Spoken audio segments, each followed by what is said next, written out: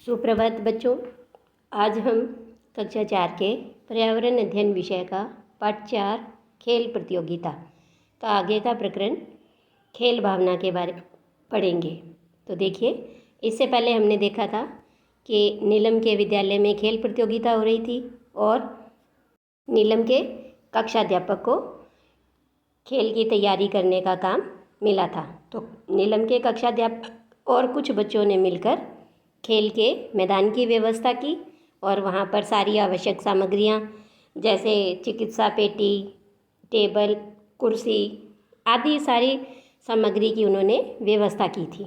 फिर हमने देखा कुछ खेलों के बारे में कि खेल हैं, कुछ खेल इंडोर होते हैं और कुछ आउटडोर खेल होते हैं। इसके बाद हमने देखा कि जब भी हम कोई खेल खेलते हैं तो उसे नियम से खेलना चाहिए और हमने कबड्डी के नियम के बारे में भी जाना था। तो आज हम इसके बाद पढ़ेंगे कि जब भी हम कोई भी खेल खेलते हैं तो वो खेल भावना के साथ खेलना चाहिए। तो देखिए कि खेलते खेलते एक खिलाड़ी के पैर में मोच आ गई। तुरंत उस दल के खिलाड़ी दौड़ पड़े और उसे उठाकर मैदान से बाहर लाए। प्रभारी कोई उपचार करे उसके पहले ही सामने वाले दल के एक खिलाड़ी ने अपने बैग से दर्द निवारक दवा निकालकर लगाई। घायल खिलाड़ी को थोड़ा आराम आने के बाद खेल फिर शुरू हुआ और उसकी जगह नया खिलाड़ी आ गया। तो देखा कि जब एक टीम के खिलाड़ी को चोट लगी थी तो दूसरी टीम का खिलाड़ी फटाफट आया और उसने जल्दी से अपनी बैग से दवाई निकाली और उस खिलाड़ी को लगाई। तो इस तरह से हमें खेल है वो खेल भावना के साथ खेलना चाहिए। देखिए कि इससे जुड़े हुए कुछ प्रश्न हैं कि पहला प्रश्न है, टीम के साथियों ने घायल खिलाड़ी की सहायता क्यों की? तो देखिए कि टीम के साथियों ने सहयोग और खेल भावना के कारण घायल खिलाड़ी की सहायता की थी।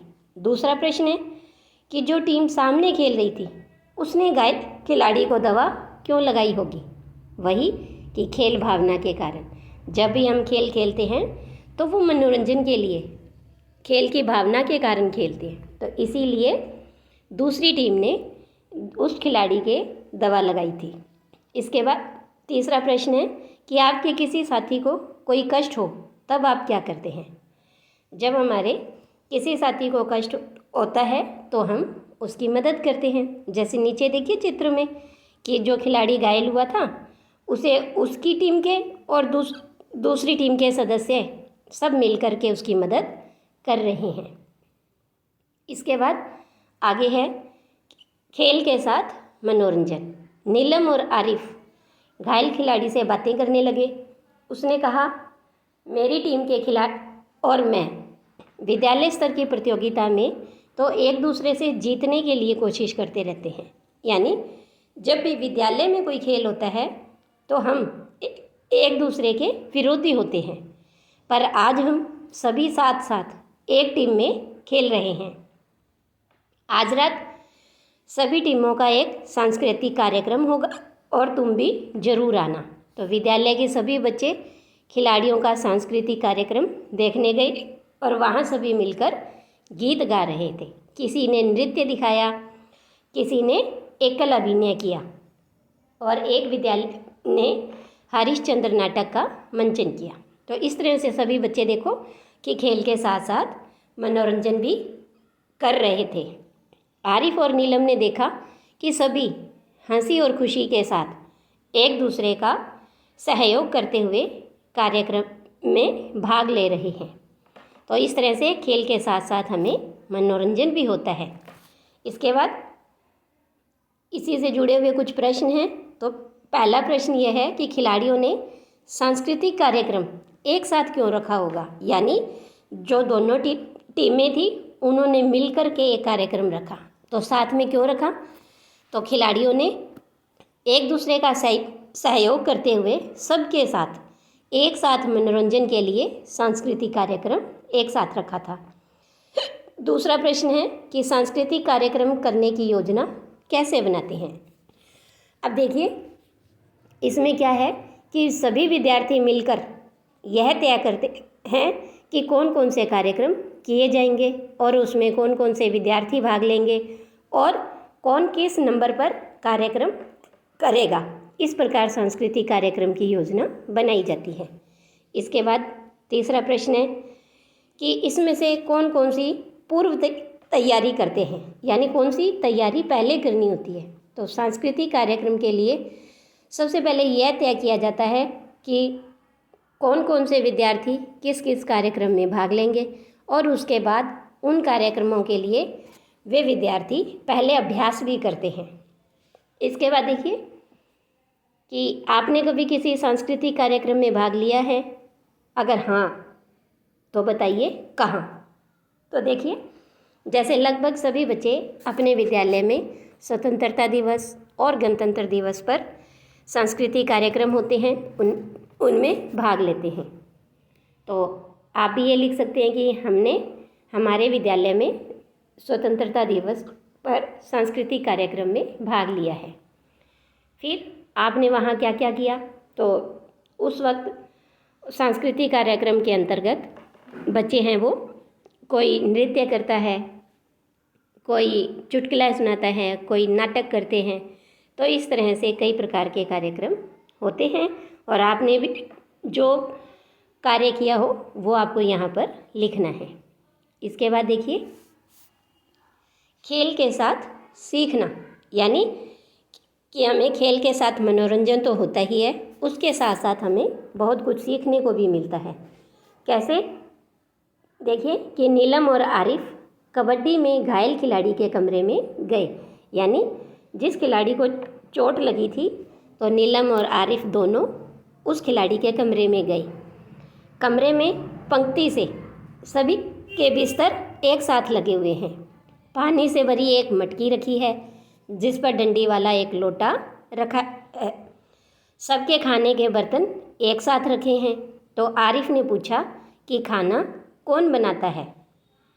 तो घायल खिलाड़ी ने बताया, हम सभी साथी मिलकर बनाते हैं। और यह सुनकर आरिफ को बहुत अच्छा लगा कि यानी खेल के साथ साथ हमें कुछ काम करने भी आते हैं और हमें बहुत कुछ सीखने को मिलता है। इसके बाद देखिए, घायल खिलाड़ी ने यह भी बताया कि हमारे गुरुजी के साथ मिलकर हम सब कमरे की सफाई, खाना बनाना, पानी लाना, खाना परोसना, सामान व्यवस्थित करना आदि कार्य बिना किसी भेदभाव के करते हैं। तो देखा बच्चों कि इस तरह से हमें खेल के साथ साथ बहुत कार्य सीखने को भी मिलते हैं। अब देखिए कि पहला प्रश्न है, आरिफ को बहुत अच्छा क्यों लगा। तो देखिए, जब आरिफ को उस घायल खिलाड़ी ने यह बताया कि हम सभी साथी मिलकर खाना बनाते हैं तो यह सुनकर आरिफ को बहुत अच्छा लगा था। इसके बाद है दूसरा प्रश्न, आप यदि किसी खेल प्रतियोगिता में जाएं तो आप कौन कौन से काम करेंगे। तो देखिए, अगर आप किसी भी खेल प्रतियोगिता में जाते हैं तो आपको अपने साथियों के साथ मिलकर खाना बनाना होगा, कमरे की सफाई करना, पानी लाना, खाना परोसना, सारे सामान को व्यवस्थित करना, ये सभी कार्य बिना भेदभाव के करने होंगे। तो इसके बाद देखिए कि अब हमने इस पाठ में क्या सीखा। सबसे पहले हमने देखा कि खेल है वो अच्छे स्वास्थ्य के लिए आवश्यक है, यानी अगर हम खेल खेलते हैं तो इससे हमारा स्वास्थ्य क्या है, अच्छा होता है। फिर हमने देखा हर खेल के नियम होते हैं, जैसे हमने कबड्डी के नियम जाने थे। इसके बाद कि खेलों के आयोजन के लिए पूर्व तैयारी की आवश्यकता होती है और इसके लिए योजना भी बनानी पड़ती है, जैसे कि नीलम के कक्षा अध्यापक ने मैदान की पूरी व्यवस्था की थी। इसके बाद कि खेल खेलने से हम स्वस्थ रहते हैं और खेलों से हमें सहयोग की भावना का विकास होता है, नेतृत्व सीखते हैं, भाईचारा है और मनोरंजन और ऐसे ही गुणों का विकास होता है। इसके बाद अब देखिए, जाना समझा और अब बताइए, यानी एक प्रश्न है कि खेल प्रतियोगिताओं की तैयारी हेतु शिक्षक और बच्चों ने मिलकर क्या क्या तैयारियां की थी। तो जैसे देखिए कि हमने देखा सबसे पहले शिक्षक ने एक योजना बनाई थी बच्चों के साथ मिलकर कि प्रधानाध्यापक ने सभी अध्यापकों की बैठक बुलाई और उन्हें काम बांटा। फिर सभी अध्यापकों ने अपने अपने काम से संबंधित हैं वो टीम बनाई, ग्रुप बनाए और फिर प्रत्येक दल में कुछ विद्यार्थियों को चुना गया और उन सब ने मिलकर के इस तरह से कार्य की योजना बनाई थी। इसके बाद हमने ये देखा कि जो भी खेल है उसके लिए जिस जिस चीज़ों की आवश्यकता होती है यानी आवश्यक सामग्री की व्यवस्था की थी, जैसे कि चिकित्सा पेटी है, टेबल, कुर्सी, खिलाड़ियों के फार्म, चुनना, बैठने के लिए स्टूल, सीटी आदि, और इसके साथ साथ पीने के पानी की व्यवस्था भी शिक्षकों ने और बच्चों ने मिलकर की थी। इसके बाद हमने यह भी देखा कि शिक्षक हैं वो खेल के नियम निर्धारित करते हैं। इसके आगे एक प्रश्न और है कि खेल प्रतियोगिताओं से बच्चों को क्या क्या लाभ होते हैं और इन बिंदुओं के आधार पर हमें बताना है। जैसे कि खेल कुशलता, यानी खेल कुशलता से बच्चों को क्या लाभ होता है। तो देखिए कि अगर विद्यालय में खेल प्रतियोगिता होती है तो इससे पहले खेल की पूर्व तैयारी की जाती है और इसके लिए खिलाड़ी हैं वो क्या है, अभ्यास करते हैं और खेलों के दौरान आपस में प्रतिस्पर्धा होती है और इन सब से बच्चों के खेल में कुशलता आती है। फिर है कि स्वास्थ्य पर क्या लाभ होता है। खेल प्रतियोगिता होने से बच्चे खेलों का लगातार अभ्यास करते हैं और जब हम निरंतर खेलते हैं तो इससे हमारा स्वास्थ्य अच्छा होता है।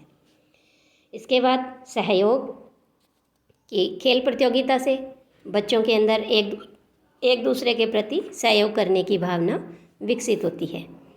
और सांस्कृतिक कार्यक्रम हेतु ज्ञान, जब भी खेल प्रतियोगिता होती है तो उन खेल प्रतियोगिताओं के दौरान रात में